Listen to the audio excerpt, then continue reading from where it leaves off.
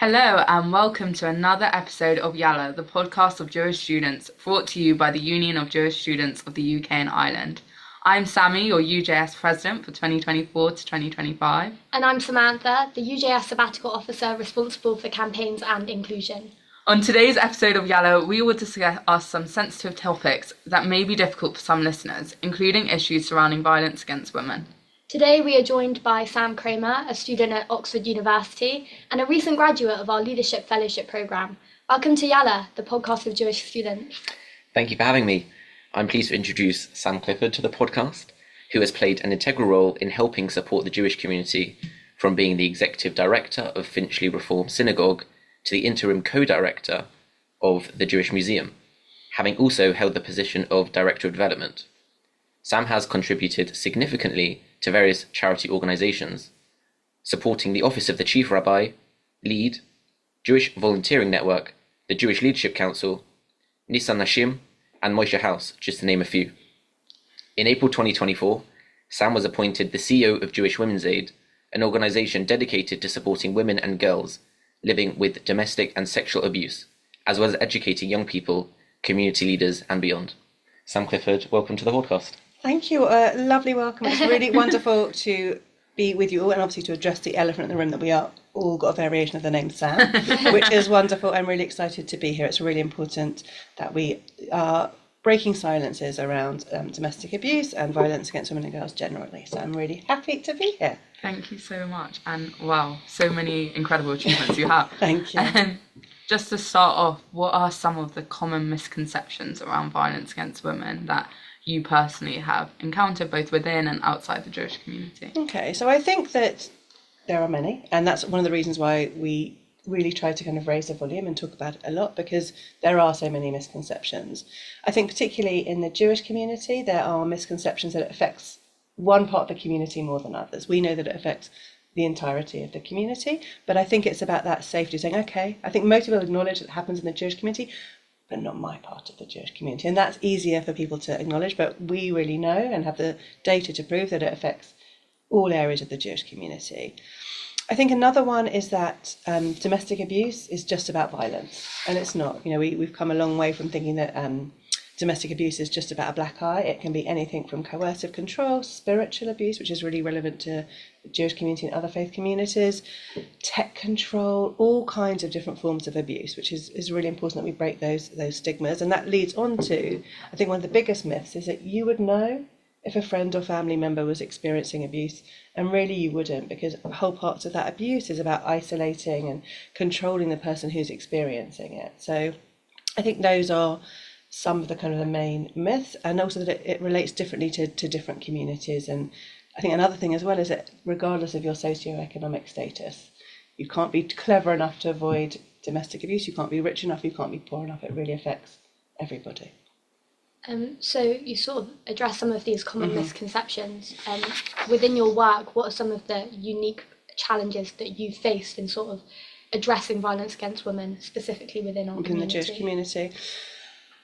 One, I think we're incredibly lucky. I think that the work that Jewish Women's Aid has done in its 40-year history has really broken down barriers, and we have amazing partnerships with all of the synagogue denominations. I'm really proud actually for JWA Shabbat. I'm speaking in 3 different synagogues of 3 different denominations, and that's, you know, to taking us into the heart of communities. So that's really amazing. I think people know that they have to deal with it, and I think the awareness raised in the kind of the wider community, particularly after COVID, when domestic abuse really came high up on the grid, is there, but there is still work to be done. I think one of the challenges of the Jewish community is how close-knit it is, right? So if we sat here for long enough, we'd find something that connected all of us.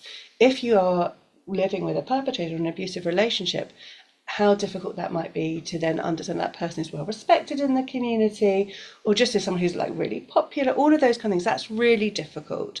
So I think that's a real problem for the Jewish community, and we deal with that really brilliantly. So the first rule of Jewish Women's Aid is confidentiality. I never know who we're supporting. Anyone who's in our service, it's completely confidential. We don't talk to anyone else. It's the confidentiality is key. I think another kind of challenge within the Jewish community is understanding spiritual abuse. So spiritual abuse was defined as part of domestic abuse in the Domestic Abuse Bill in 2021. And that is basically weaponizing your religion against you. So it can be anything from forcing you to keep kosher or forcing you to keep Shabbat, or the opposite. It can be using festivals for or against you. So it might be if you're in an abusive relationship with children, that your partner might, take your children to McDonald's on Yom Kippur as a way to kind of punish you. Extreme versions of that are really around get refusal. So a Jewish marriage can, in some parts of the community, only be given by a man, and therefore that can really be held as abuse and is recognised as domestic abuse. And one of my things I'm probably going to bang on, we'll do a bingo card for how many times I'll say it, is that recognising that domestic abuse and violence against women and girls is not a women's issue. It's a community-wide issue.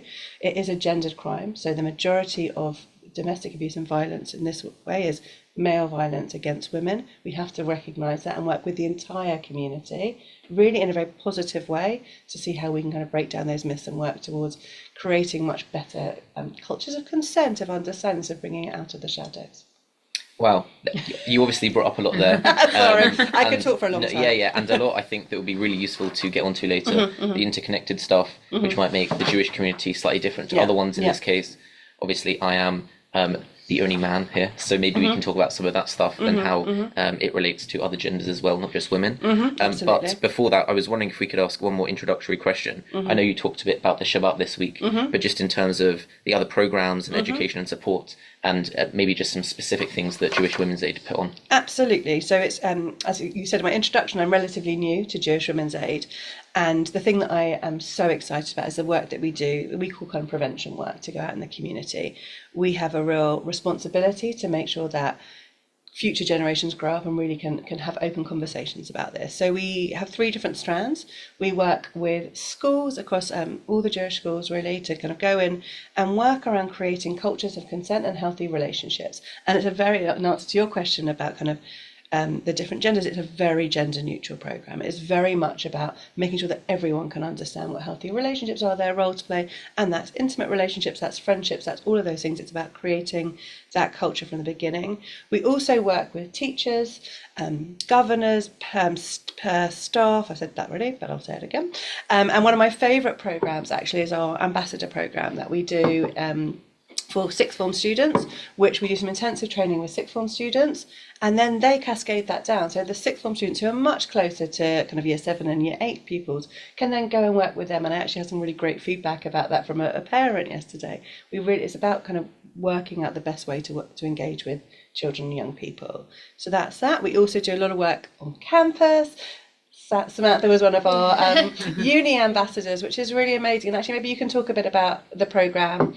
Yeah, no, it was a really great opportunity. It was very much sort of online, because we all sort of came from different universities, which was also really great because you got to hear what campus life was like on different universities, which you don't often get to experience when you're only at sort of one kind of institution or area.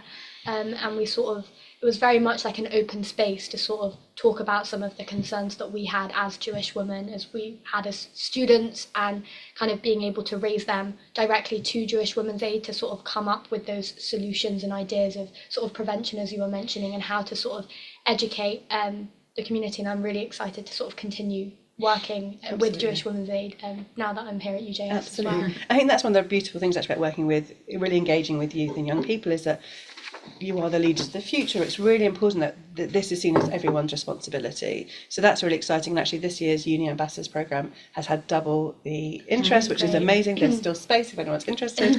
Please come and have a look. But it's about kind of creating those allies and ambassadors. We also work with the youth movements and work with training for them on residential camps and Israel tours, any opportunity. And we're also very open to talk about any advice that they might have. So this summer we dealt with a few situations on camps, and we were really able to talk them through live situations. Again, that's really helpful, whether it's about kind of issues around consent, language, anything like that. We're there to deal with it. And we also work across the community. So JWA Shabbat is our flagship moment when we go out across the community. But all year round, we're working with synagogues, organisations, doing training, anything we can do to kind of keep this on the agenda, because, as I said, this affects the Jewish community. There are really horrible statistics that 1 in 4 women will experience domestic abuse in her lifetime. It's not something we can avoid. It's not something we can pretend isn't happening. So the more people we can have across the community who understand this work and can refer to us, the better. Definitely. And obviously this podcast is kind of part of our 16 days of activism, which is the UN's kind of 16 days. Yeah. And November 25th is the International Day for the Elimination of Violence Against Women, but then the 16 days of gender-based violence, and finishing on it's the Human Rights Day. So what is JWA doing to mark this? We are doing a lot. So that it's intentional. That's why Jewish Women's Aid Shabbat is where it is, and the great acronym of IDVOR, which no one knows what it means, but it's the International Day for Elimination of Violence Against Women and Girls. So JWA Shabbat, we are really kind of going out into the community, predominantly through synagogues, but any other way we can. We're also hitting the kosher shops on Friday mornings. If you're going to grab your challah, come and say hello to us. And that's in London and in Manchester, and these are a few different weekends. We're also doing a great partnership with Mitzvah Day, so we're sharing, JW Shabbat is also the same weekend as Mitzvah Day, so we're doing a really great project with Mitzvah Day, encouraging people to give pamper products, really nice products, not like your toothbrush, things that you wouldn't necessarily be able to buy for yourself, really lovely pamper products that we're going to give both to Jewish Women's Aid clients, but also Solace Women's Aid, who work across the community in Barnet and other areas, that we're really kind of doing that piece of work as well. And there's loads more. We are... Our advocacy team is actually doing a pamper day for our clients. We're giving our clients a day off of domestic abuse. They're coming in to have a really lovely day, just to kind of relax, be spoiled, be pampered, which is really nice. And we are also out there in the community. So again, our advocacy team, which is our frontline team who supports women experiencing domestic abuse and sexual violence, are speaking in different boroughs to really understand, to raise the awareness, and also to explain the work of Jewish Women's Aid. So yes. A little bit of what we're doing, but it's really important to hook onto these moments that are raising the conversation so we can be part of it.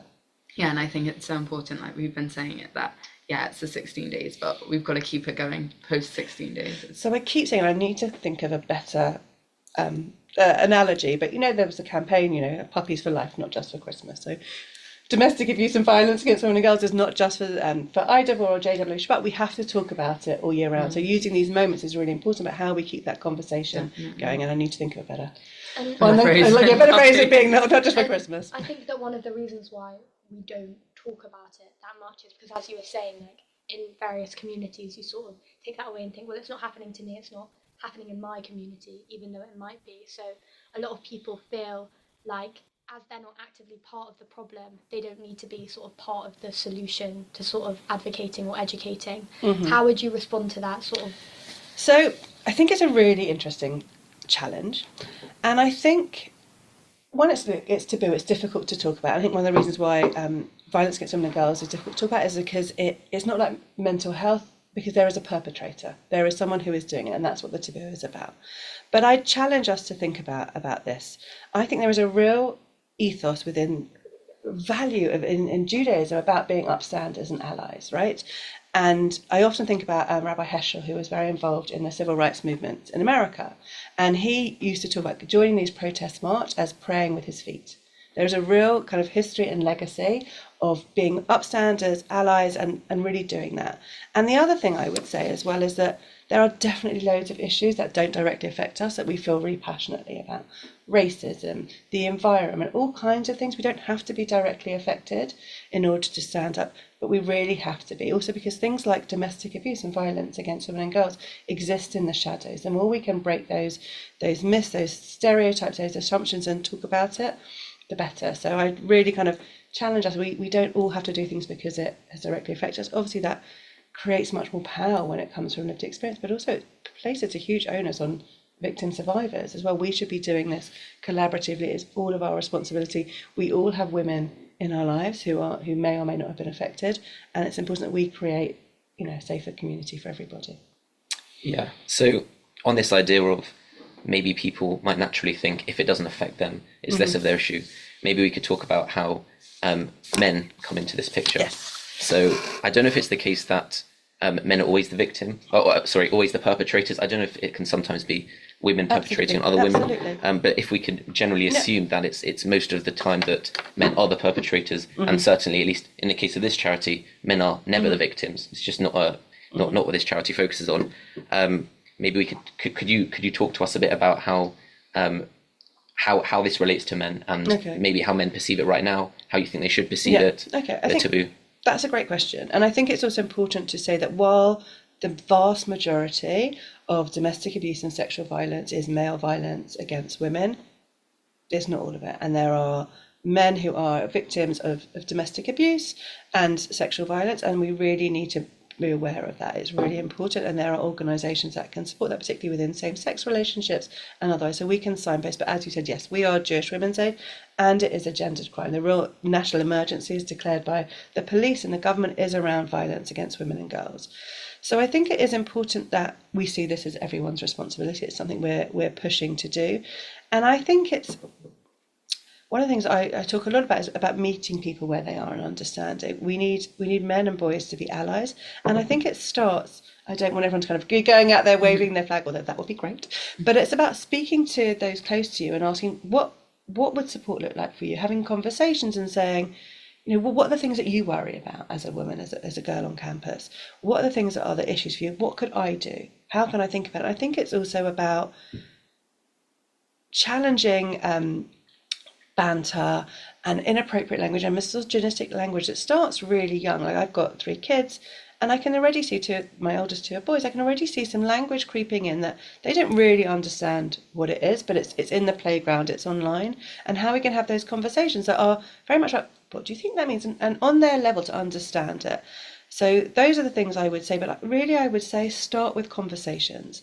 And the work that Jewish Women's Aid does is absolutely for every gender. So again, to kind of sign up to one of our ambassadors, we'll do the training with you. Our prevention work is absolutely geared for everybody. So just to consider it and to think about it. And there are some great campaigns. Actually, Sadiq Khan did a really amazing campaign called Mate, which was a video about kind of just men calling out their friends and being aware of kind of language, because often it's what starts with language and words doesn't end there. I think kind of touching on that, how can students stand up against violence against women without it being performative, like actually making a difference for women in their communities, both on campus and the wider community? So I'm going to throw that back to you. What do you think, as women who've just been on campus, as a man who's currently on campus, what do you think would be meaningful and not performative? I think, like you're saying, like genuinely having the conversation and being there for someone where it's not just you're reposting a graphic on social media. You see it a lot where kind of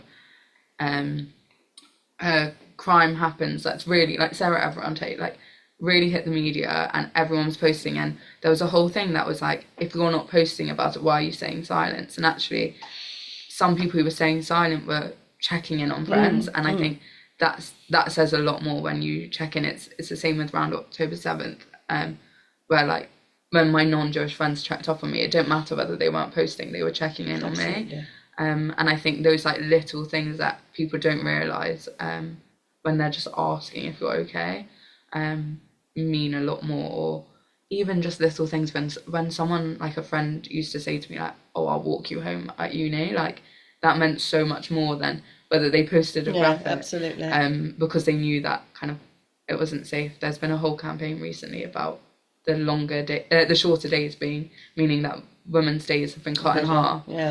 Because you can't like walk out in public alone, and just like having kind of male friends like check in and be like, do you need like walking, like do you need that? I think means a lot to someone. Yeah, I also think like step one for any student is recognising that it is an issue. The police have made it a national emergency. It's a crisis, it's a threat, and I think the first step is to not deny that.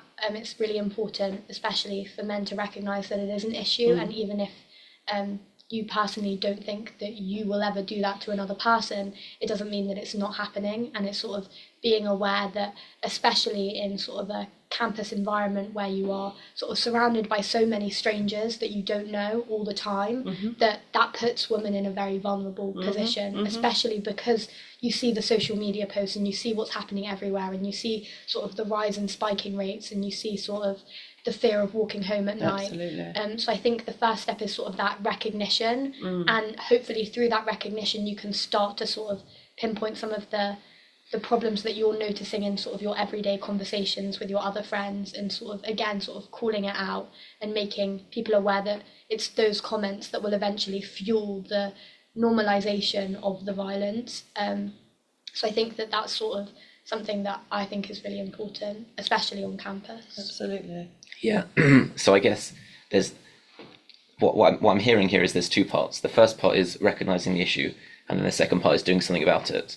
And I guess just thinking to some experiences that I can think of, I think even when men, let's say, recognize that there is an issue, they might feel awkward and not be sure what to do. Mm-hmm. I guess that could be in both cases. Mm-hmm. In the first case, talking to their female or non-male friends about this stuff and offering help. But on the other hand, as we also talked about, if there's like a culture within their friend group or whatever it is, they might also feel awkward speaking about it. I guess, of course, there is a key point, which is this should be a male issue to work out, and we shouldn't necessarily pass it on to women to come up with the answers. But that being said, I wondered if there's anything that you think might be useful to point men towards to resolve these things. Absolutely. I think this is really helpful. Actually, for me, it is all about those kind of personal relationships, reaching out, understanding, and starting with your closest circle. So I think that is a really important thing.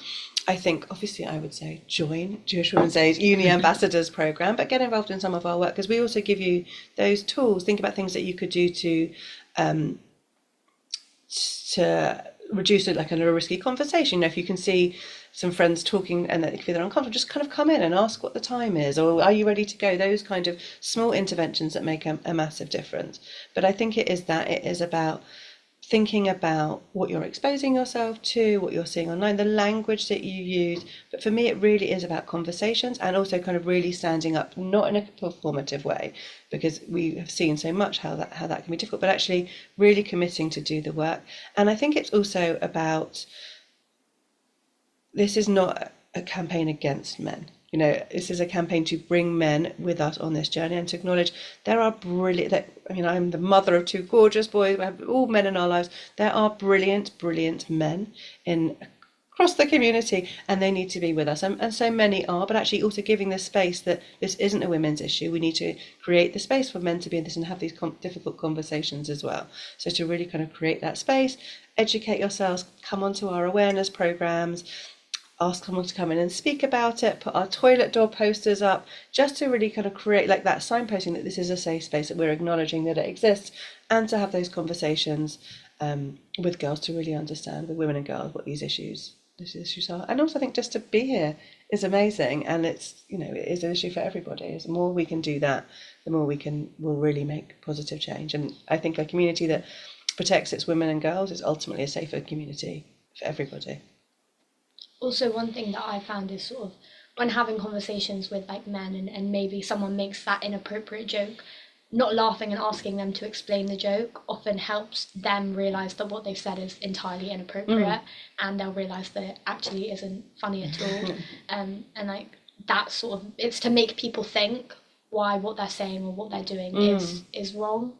I think there was that great piece on I'm not being able to pronounce the actress's name, the woman who was on Graham Norton recently. They were talking about violence against women, essentially, and she silenced everyone by just saying women think about this all the time. And she had just brought it into the conversation the most brilliant way, because it did stop everyone in their tracks. It made people think that, oh, we were joking about this, but actually this is the real lived experience and reality for women. So I thought it was that great kind of exactly. piece, yeah. I think that, you know, it's really incredible to sort of talk and educate people on this issue, but often within various communities it becomes really difficult to talk, especially when sort of the perpetrator is someone very well recognised in the community, or somebody who, you know, has done a lot of positive work for the community, and then behind the scenes have been doing some really, really like horrific things behind the scenes. And it's sort of, there is that fear of like, if I speak out or if I speak up, will I be believed because of X, Y, and Z? And I think it's sort of how can we as a community, like we as Jewish students, sort of build that environment where people feel safe enough to come forward and speak out without that sort of questioning of like, no, it can't be that person, which is really, really difficult. Absolutely. I think the starting point, particularly for Jewish Women's Aid, is we believe all women. So you come to us, we believe you, and we will listen to your story, and we will provide support for you. The other piece is it's really real about within our community about that issue and the interconnectedness. So confidentiality is absolutely key, and we are women led. So we will do whatever the women want. We'll make sure that you are safe, but we won't encourage you to leave or do anything you don't want to do. So it's really about kind of understanding that, and we get it. That's the importance of having culturally sensitive services, is that when you come to Jewish Women's Aid, we get that. Right? We understand that nuance of the community is really important, that you might be living in the community, that this person might be very well regarded, and how you're going to navigate that. So we believe you, we create confidentiality, and we'll do safety planning. And we also really encouraging, if people want to support their friends, is the most important thing is to believe and listen, and then signpost. Don't do anything yourself, because actually you might make it worse. It's just more about believing, really believing the victim, and then signpost to us, because we can kind of pick it up from there, but continuing to offer that empathy and support. And I think as well, we've got to have a bit of a shift. And I think we'll come on to it later, but there's so much victim blaming in violence against women and girls where there isn't in other crimes. And I've been really inspired by the horrendous gang rape trial in France. And Giselle Pellicot has been unbelievably brave, first of all in waiving her anonymity, but really pushing that shame is reserved for the perpetrators. And we need to really, there's no shame. You are a victim, and it's really important that we kind of move that narrative along. Yeah, there does seem to be something very specific about this kind of a genre of crime, where, as you talked about it, there's a lot of victim blaming that you don't really see for other types of crime. But at the same time, obviously, I guess there's an important principle here of believing the victim, whereas in other types of crimes, we might have this idea of innocent until proven guilty. So I was wondering if you could talk exactly how this tension works and how this fits into the wider picture. It's a really hot topic. It's a really interesting one. And if we're talking out of the criminal justice system, it's really difficult. It's not really much more time. It's really difficult. There are simple things that in kind of the legal world, they talk about sex cases rather than rape cases. That's already minimising what it is. They're not talking about the crime. There is a real pressure in kind of to interrogate the witness, the victim, which actually, if you think about someone who's been through a horrific crime, and that crime, and in order to cope with that assault, that violence, your body will react in a way that doesn't allow you to remember it exactly. And often, most domestic abuse or violence against women and girls is committed by somebody you know. So it might be that you're in a relationship with someone and you've had consensual sex with them, and then there will be a rape. And that's really, really difficult. So the onus is often on the woman. There is no often witnesses because it happens at home or wherever. And we have a lot of work to do, I think, in our criminal justice system to work with this and really kind of put that. So there's a really amazing project called Operation Soteria, which is really trying to push police and investigators to really be victim-centred, which is really important. And I think it's filtering that through, thinking about the language, about how these things are reported, how we respond to it. That there is the only person who is guilty of these things is the person who perpetrated the attack, right, or the violence, or the abuse, because what you were wearing, whether you were drunk, all of are absolutely nothing to do with anything. The reason that if we're talking about a sexual assault, the reason the sexual assault happened was because the perpetrator was there. And it's about that. So it's really about kind of trying to be careful in our language, how we report things. There's huge amounts of work that we can do about it, but putting the victim at the centre, and also, acknowledging that we have to get justice, we have to investigate it properly, and it is absolutely right, innocent until proven guilty. But we have to just be very aware of all of those things, and I think that's what I would say. And how can we kind of ensure that people who have been impacted by past experiences can still feel kind of safe, included, without pressuring them that they've gone through this traumatic experience? and giving them to revisit their trauma. No, absolutely. So if you come to do any work with Jewish Women's Aid, we will absolutely provide trigger warnings, create an open space, and we're really mindful of our work that it is very triggering. It is very difficult, particularly if you have lived experience. So we're really careful about that.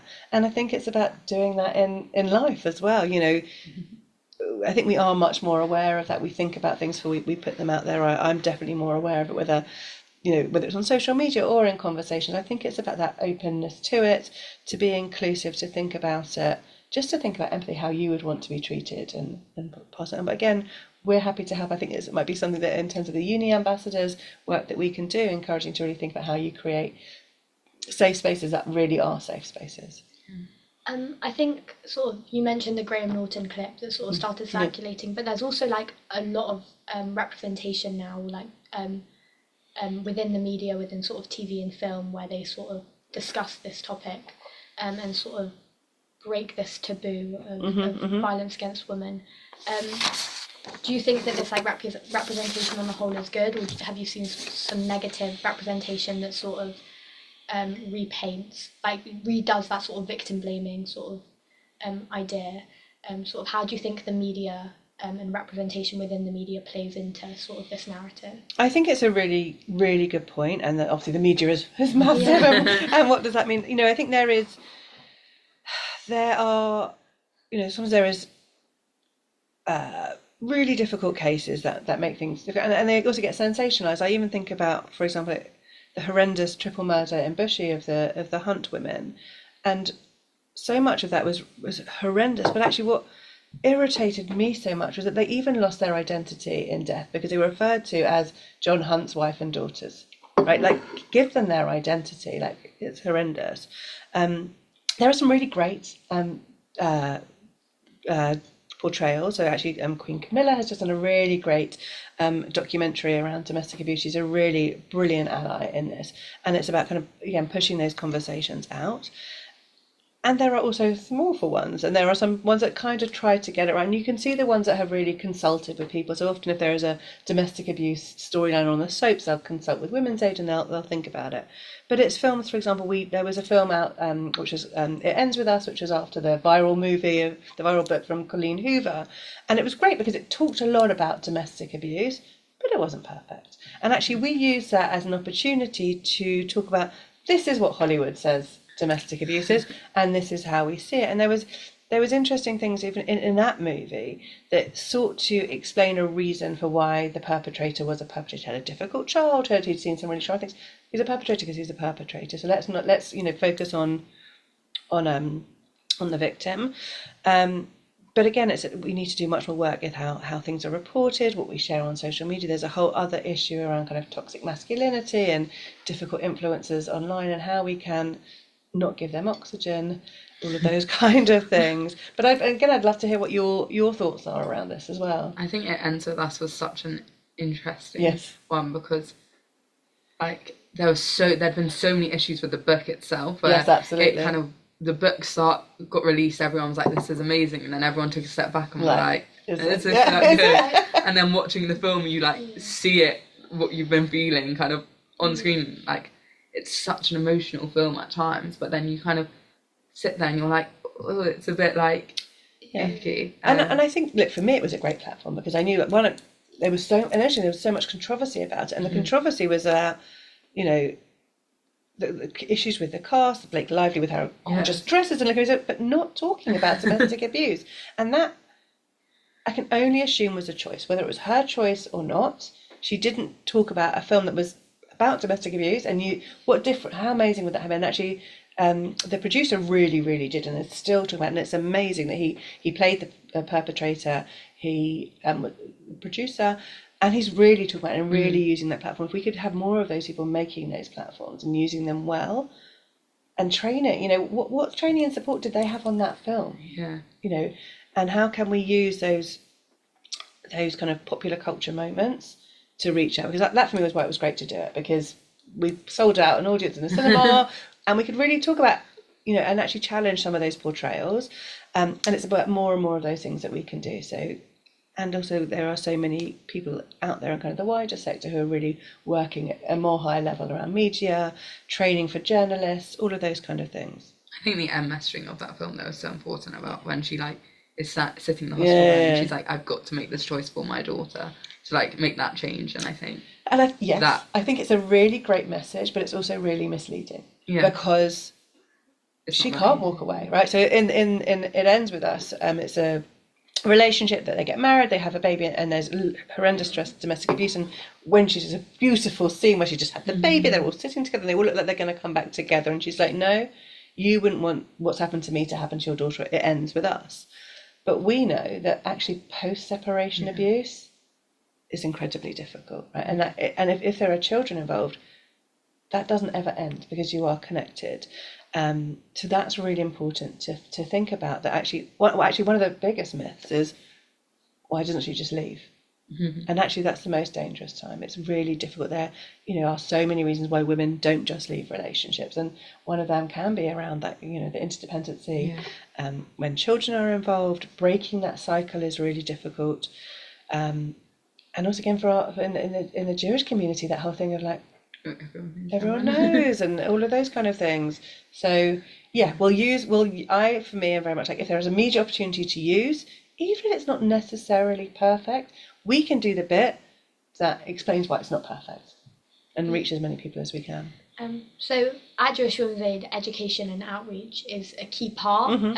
But the main focus is the constant support and that confidentiality given to Jewish women who have experienced some form of domestic violence or violent or sexual violence. For students who might feel isolated, or just a Jewish community member who might feel isolated, what are those immediate support systems available at Jewish Women's Aid? Okay. At Jewish Women's Aid, education and outreach is a really key focus, but the main focus is the constant support given to Jewish women who have experienced some form of abuse or violence. For students or any member of the Jewish community who might feel isolated, what support systems does Jewish Women have in place for them? Okay, so we work with anyone who identifies as Jewish and as a woman. And our services start from 16 plus, but in London we can work with women who are 14 plus. You can reach us through our helpline, our web chat, and our website and our email, and someone will come back to you within 24 to 48 hours and assess the services we need. We're very much women-led, so we want to work with the women where we are. So that's kind of advocacy support. That might be around financial, practical, emotional support. We can signpost to different clinics that we have.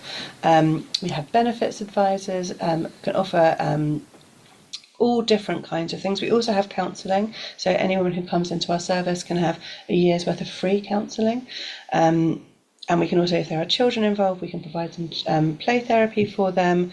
We also work with groups as well. So once women are coming to the end of their time with us, we can work on groups that can kind of connect them and help them to kind of think about life afterwards. We see about 800 women a year. That's a 15% increase on the women we saw in the previous year. And we can work across the country as well. So one of the gifts of COVID is that you can do those things face to face or online. So we really can work with any Jewish woman who needs our services. Just get in touch and we'll be there for you. It's amazing that you work with so many women, and also it's great that there's an increase. And so maybe that means that more there are more cases of reporting, or maybe it means it's the same level and actually there are just more cases. But you have to imagine that the numbers are probably loads higher than the 800 cases. Yeah. So I was wondering if we could talk a bit about underreporting. We've talked on some of the reasons why there might be underreporting, but maybe if you want to talk a bit more about other reasons or how that could maybe change in the future. Yeah.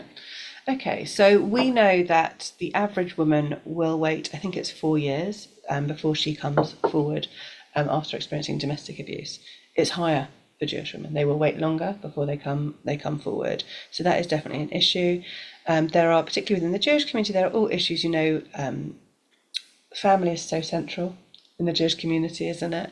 And particularly in some areas of the community, like Shalom Bayit, like the sanctity of the home, is really central.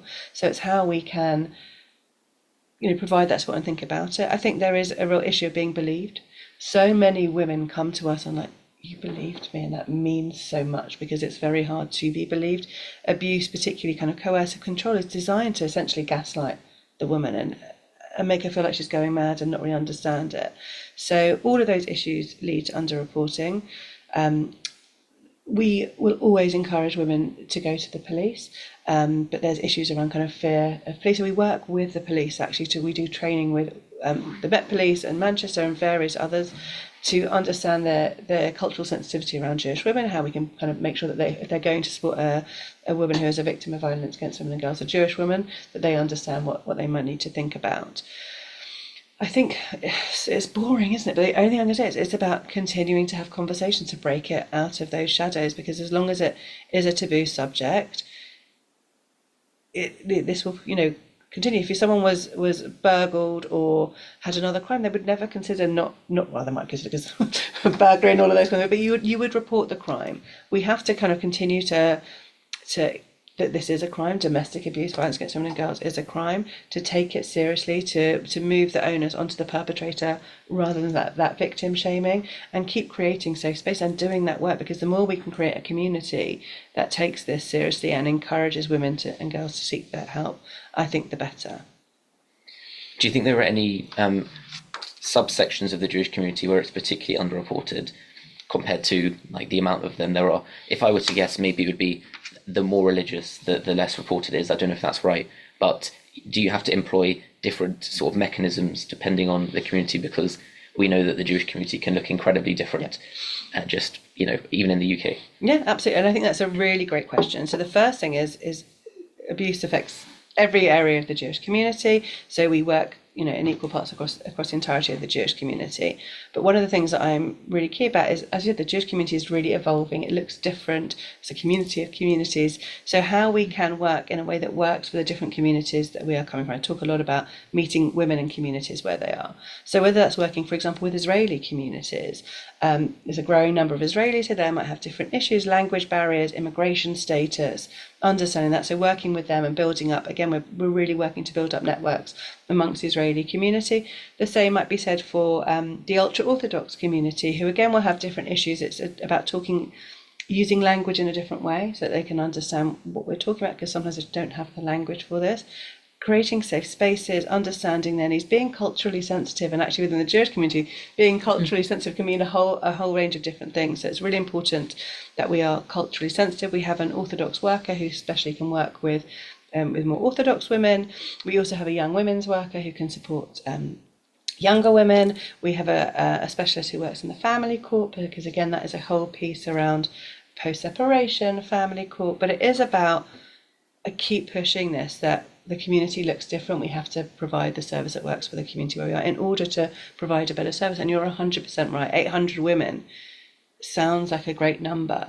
But if there are, and I'm working to do the maths on this, if we know there's 270 to 290,000 Jews, if you do the maths that half of those are women and all that, we're not reaching enough women. And if we know 1 in 4 women are experiencing domestic abuse, we've got more work to do.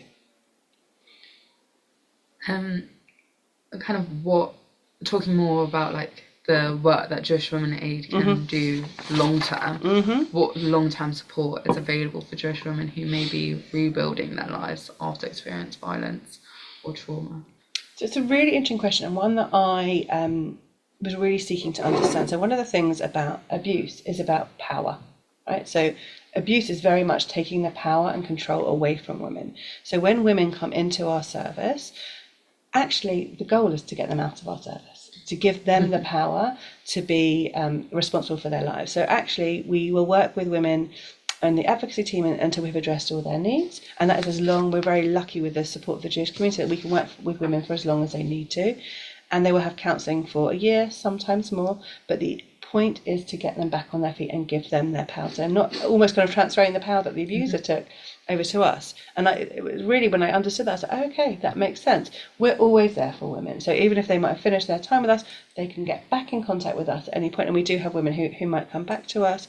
But it's also particularly around this group work. It's around creating networks of women so they can understand it. And also to continue this work across the community so that there are safe spaces, that there will be places they feel safe in, communities are understanding of it. Obviously, everything is confidential. We'll never know who is in our service, and no one else will know. But if we do this work, so when they go into synagogue or their children go to camp, that work has been done to they'll know they'll feel safe and supported. But we are there for women whenever they need us. But it's that piece about giving power back to women is really important.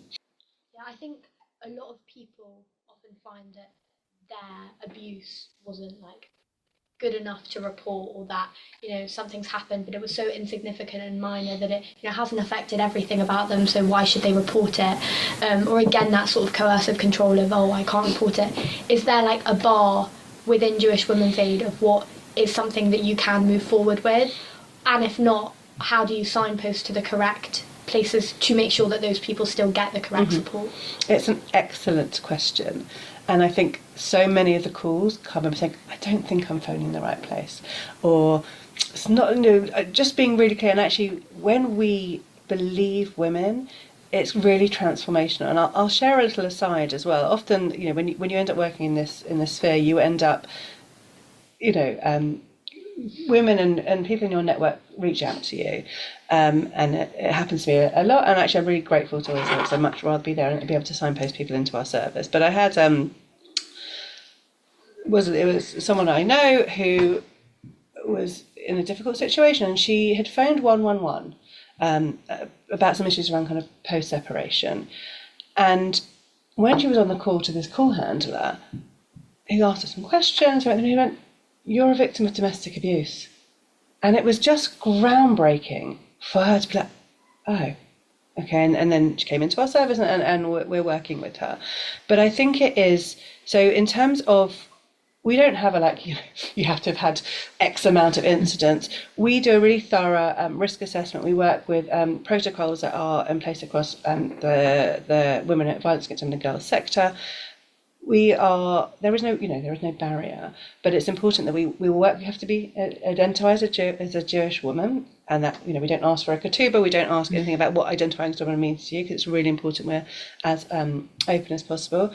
You have to be experiencing domestic abuse or sexual violence, because that is what we're here for, and we'll signpost other things. But we have a really rigorous process that is very safe and supportive, that will ascertain whether our service is the right service, and we do signposts, and we work really and collaboratively with lots of different organisations, whether it's Jamie for mental health or any other of the organisations that we can work with.